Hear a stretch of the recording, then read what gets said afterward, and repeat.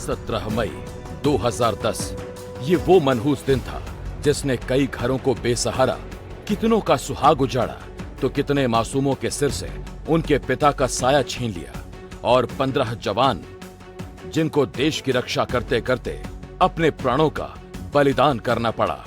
नक्सलियों ने कायराना हरकत को उस वक्त अंजाम दिया जब घने जंगलों में नक्सलियों के खिलाफ 3 दिन का लंबा ऑपरेशन चलाकर जिला बल और एसपीओ की टीम सुकमा लौट रही थी। कई घंटे तक चले ऑपरेशन के बाद जवान पूरी तरह से थक चुके थे। मई का महीना और चिलचिलाती धूप और गर्मी ने जवानों का बुरा हाल कर दिया था। पूरी तरह से मानसिक और शारीरिक रूप से थक चुके जवानों ने फोर्स की स्टैंडिंग ऑपरेटिंग प्रोसीजर का पालन नहीं किया और एक बड़ी चूक कर बैठे। जवान लौटने के दौरान यात्री बस पर सवार हो गए। इसी चूक का फायदा उठाते हुए घात लगाए नक्सलियों ने चिंगावरम के पास लैंडमाइन ब्लास्ट कर यात्री बस को उड़ा दिया। इस घटना में 15 जवान समेत 31 लोगों की जान चली गई। जिस पूरे इलाके में जो आपको अभी देखने को मिल रहा है, उस वक्त ये पूरा इलाका यात्री और जवानों की लाशों से बिखरा पड़ा था। पूरी लाश इधर उधर विक्षित हालत में थे। और ये जो आपको इस तरफ जो तालाब दिख रहा था, इसी तालाब के पास बैठकर माओवादियों ने बस को निशाना बनाया। ट्रिगर पॉइंट वो तालाब का मेड़ है, जहां से उन्होंने बैठकर एक कायराना घटना को अंजाम दिया और उसमें 31 निर्दोष लोग मारे गए। ये पूरे इलाके में आप समझ सकते हैं दहशत का क्या माहौल रहा होगा। उस दरमियान ग्रामीणों के साथ क्या सुलूक हुआ होगा इस घटना के बाद, जबकि जवान 3 दिन के गश्त के बाद भूसरास इलाके से लौट रहे थे। जवान पूरी तरह से थके हुए थे। माओवादियों की इसकी जानकारी मिल गई थी। उन्हें भली भांति इससे अंदाजा था कि जो बॉडी लैंग्वेज है जवानों का वो थका हुआ था, इसका फायदा माओवादियों ने उठाया। उन्होंने ये तक नहीं सोचा कि यात्री बस में निर्दोष सिविलियंस भी होंगे, लेकिन उसके बावजूद उन्होंने उस बस को निशाना बनाया। एनडीटीवी ने चिंगावरम बम ब्लास्ट की 15वीं बरसी पर घटना में मारे गए लोगों के परिवारों से मुलाकात की।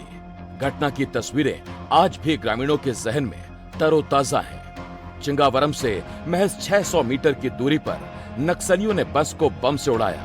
ब्लास्ट इतना शक्तिशाली था कि 10 किलोमीटर दूर तक धमाके की आवाज सुनाई दी। नक्सलियों की कायराना हरकत को लेकर ग्रामीणों में आज भी भारी आक्रोश है। चिंगावरम बम ब्लास्ट की घटना ने 31 परिवारों को बर्बाद कर दिया।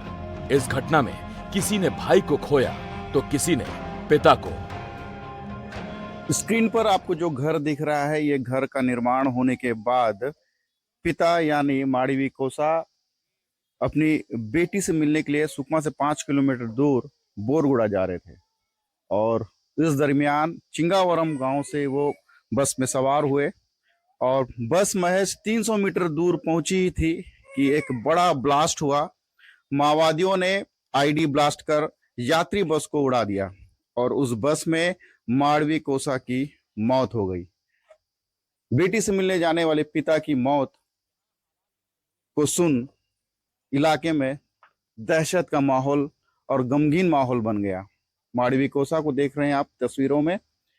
इनकी मौत उसी चिंगावरम नक्सल ब्लास्ट में हुआ है, जो अब तक का सबसे बड़ा और कायराना हरकत था माओवादियों का। ऐसे कई परिवार हैं जो उस नक्सल घटना में अपना पूरा परिवार को, अपने परिवार के मुखिया को खो दिए। मेरे साथ माड़वी कोसा के बेटा माड़वी मासा है ना आपका नाम?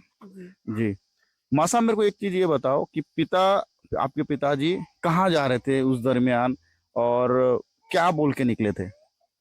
ओ, दीदी तरफ जाऊंगा बाबू, थोड़ा कपड़ा भी नहीं पूर रहा है, थोड़ा मुर्गी को मतलब वड्डे करने के लिए भी लेके आऊंगा बोल के जा रहा था सर।